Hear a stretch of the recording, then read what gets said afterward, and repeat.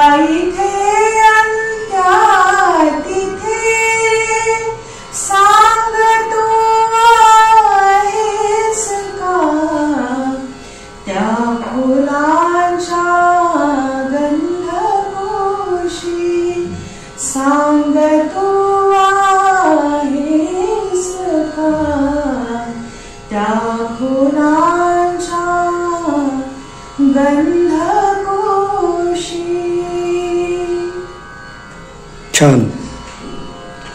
कवी सूर्यकांत खांडेकर यांच्या जन्मशताब्दी निमित्त आपण हे त्यांचे अजरामर गीत सादर केले, याबद्दल आम्ही आपले आभारी आहोत. धन्यवाद.